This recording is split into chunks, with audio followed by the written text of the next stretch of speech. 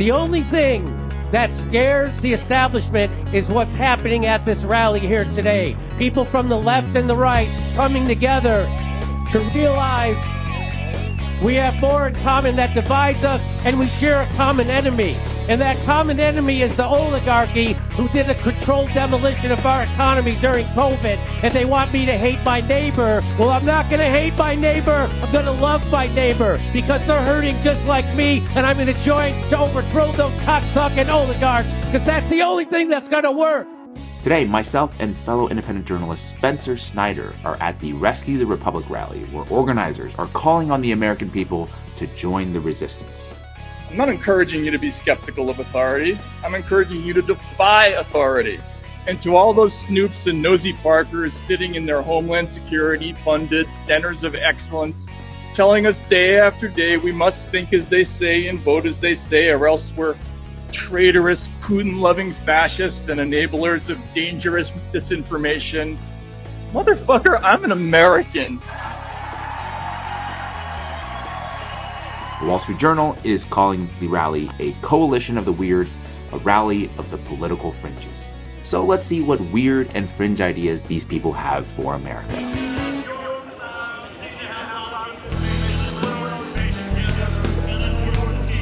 What brought you to the Rescue the Republic rally? Because we need to rescue us. We're in trouble. So what are some of the biggest issues you think? The border. The border? Yeah. The economy, yeah, but we're not going to have one if the border the way it is. I agree with her. I mean, there needs to be a pathway to citizenship. This is a country of migrants, but really the process needs to be fixed instead of just letting people walk across the border. You know, we've got to have some type of control. I came here just to feel some peace, like Tulsi just said. You know, feel peace about what's going on and get excited about this election. I'm here to create a new renaissance. Okay. So your timeline is in danger. Okay. As you can see, the music industry is corrupt. There's Diddy, there's Baby Oil, this is crazy. Music has lost meaning. You know, now you can rap over a microphone with a cool beat and encourage criminal activity, and now it's like music, when it shouldn't be that way. And so I'm here to change that and make music that's cool, but also with the message, this is very important, not corny. This is why I'm here. Yeah, all of these Kennedy people here, they're just like hardcore Kennedy supporters next to hardcore MAGA people, right? They're all together saying, you know, let's just get back to normal. I was a Kennedy supporter since he started running for president, and I felt like this was my one and only chance to get to hear him speak. We gave our government all these new powers, and I want you all to remember three things. One is that when you give a government a power, it will never voluntarily relinquish it. Second rule, that if you give him a government of power, it will ultimately abuse that power to the maximum extent possible. And the third rule is that nobody ever complied their way out of totalitarianism. What we're seeing is we're seeing governments, especially in Canada, that have absolutely no respect for our Charter of Rights, which is very similar to the U.S. Constitution, the U.S. Bill of Rights as well. So they're not respecting it. You see that in England. You see an agenda that's very anti-free speech, anti-freedoms. Because right now the free world is really being run by unelected officials. They're really bureaucrats with an agenda. And that's the first step in regaining our freedoms back.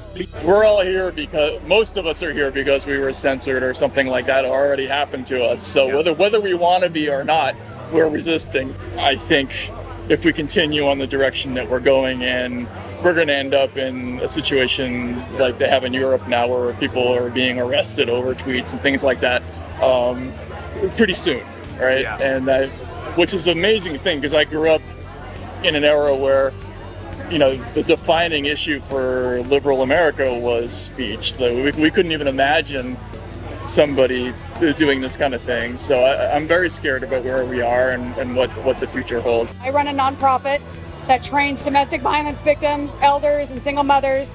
We get them their concealed carry permits if they can't afford the training. We provide that training for them at free or low cost. And one of the Guns for All program, guns socialized guns program. But You're like Bernie for guns. But privately funded. Okay. Because the government shouldn't be involved in it, right? So we're at this, rage against the war machine as well as the rescue of the republic. What does that mean to you, this sort of resistance movement? Well, it means a lot of different things to a lot of different people. First of all, I am not pro-war. I am definitely not pro-Israel. So I would hope that I do not get lumped into the crowd of people who are here, like Senator Ron Johnson, who's a coward, who thinks we should have war with Iran and with Gaza. I believe that we can actually have dialogue and diplomacy, and that we don't need to blow up innocent civilians and use the facade of going after terrorists as an excuse to bomb and kill innocent people.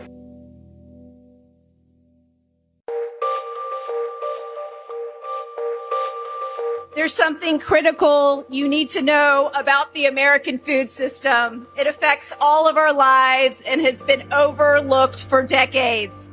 Our government is letting U.S. food companies get away with serving American citizens harmful ingredients that are banned or heavily regulated in other countries. Even worse, American food companies are selling the same product overseas without these chemicals, but choose to serve us the most toxic version. My dad got double hit non-Hodgkin's lymphoma due to the glycophosphates that were being sprayed on our food crops, and between that and Agent Orange and all the other stuff, because he was in World War II. So already there you got the glycophosphate issues that we simply didn't have 20 years ago in our food. And then if you look at the ingredients, have you looked at the ingredients of what's in our food today versus before? Like peanut butter used to be like peanuts and salt, and now there's this whole list of ingredients. My kids' behavior, I had a child that had a lot of issues, like mental issues, and once I changed her diet, once I got her off of the processed foods, once I got her onto whole foods, her mentality changed, and she's a happy kid. And I was like, wow, mom should not have to do all this research.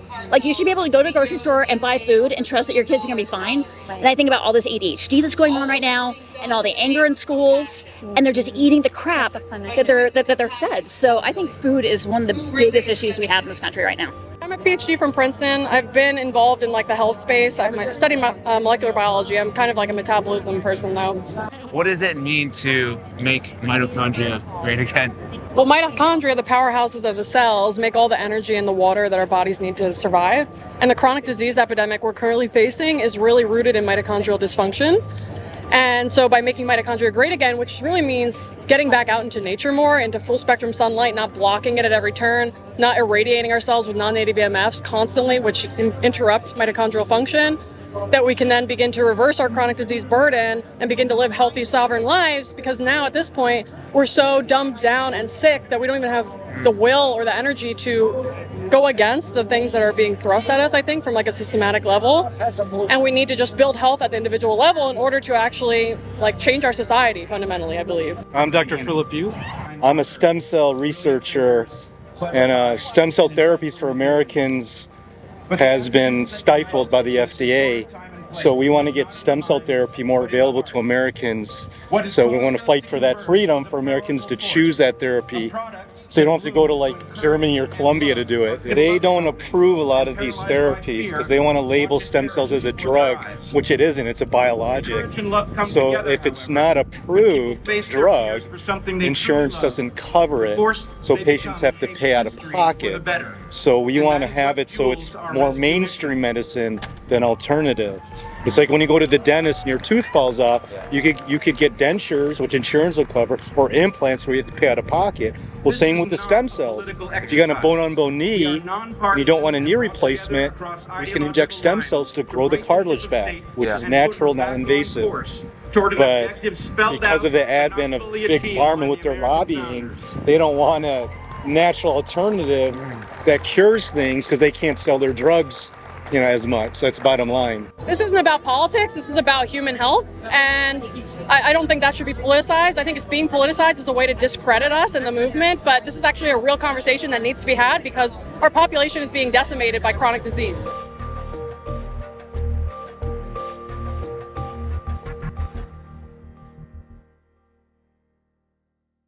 We are one. We're God's children.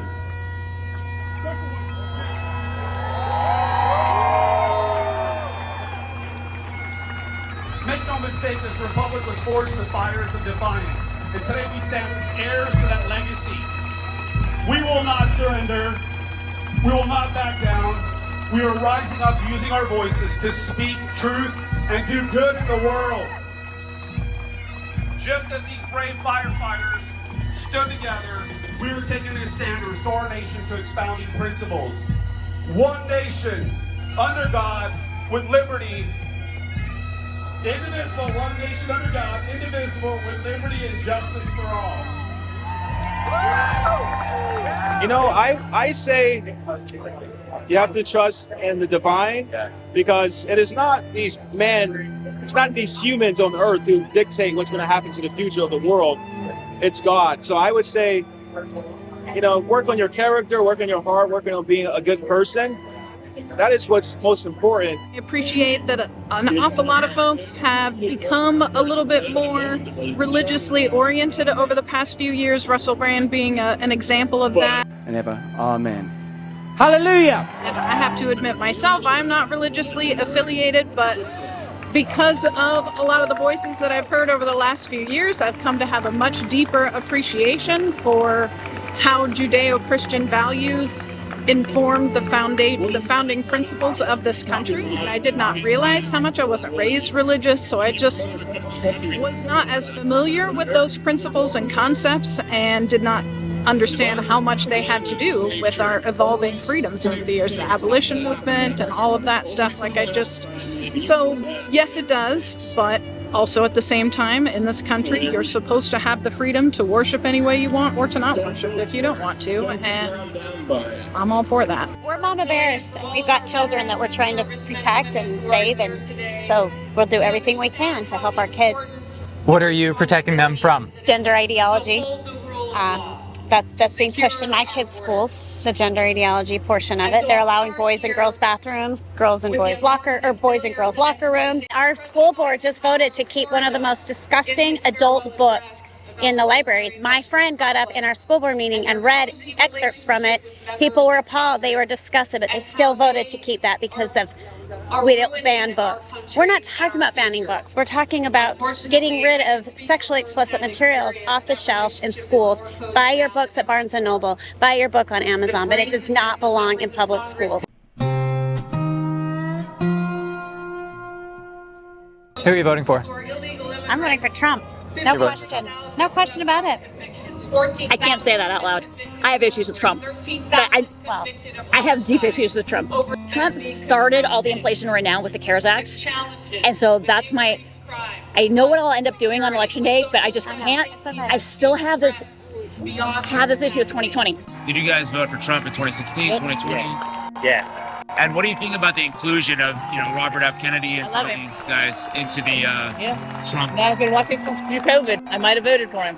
I grew up a Democrat. My uncle is like a huge donor to the DNC. I've always seen him like at dinners, like pictures of him at dinners with the Democratic candidates, like pretty much everyone that you can think of that ran as a Democratic presidential candidate. My uncle has like a picture of him framed in his house. So like very, very Democratic family.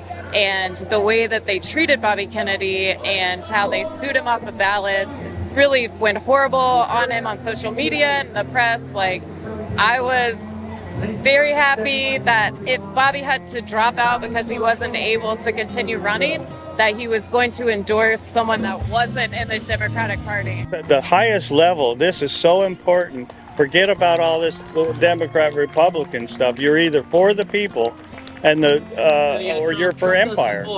You have to have a government, and its only legitimacy is to uphold the general welfare of the people, not the banks, not the corporations, but the people themselves. And that's what we got to get back to. And that's probably the only thing we have left. Voting for Trump is the only way to do that. The course of my life. Yep. In your estimation? In my estimation right now, being how it'll give us some breathing room, and if he's got enough good patriots, real patriots, that don't try to stab him in the back like they did the last administration he was in, Pompeo, John Bolton. I mean, every time he tried to do something, McMaster, these guys did the opposite. And that wasn't ever talked about. You know, I had a Facebook post that I was doing a rally, right? And I posted on Hung Cow, who's running for Senate in Virginia, that we're having a Trump rally in Northern Virginia. And the Democrats just started calling me a Klan member and calling me the party of hate. And I'm thinking to myself, wait a minute, hold on. I just posted a rally and you're calling me names and I'm the party of hate and I'm the Klan member? No, I don't think so. It's about freedom for every American. Just like in Star Wars, the evil empire, they just want to conquer the whole universe for their own evil, selfish desires, where we have the rebellion. You know, you got light, you got Luke Skywalker, you know, battling the evil empire to spread good and freedom for the whole universe.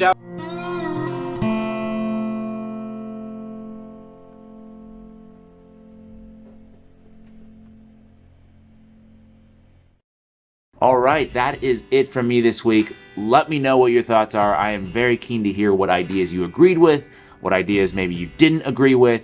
Sound off in the comment section below. Let's have a dialogue, because I think that is what democracy is all about.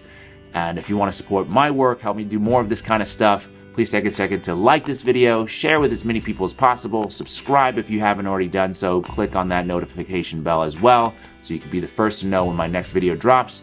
As always, I'd love to thank you for your time, and I'll see you in the next one.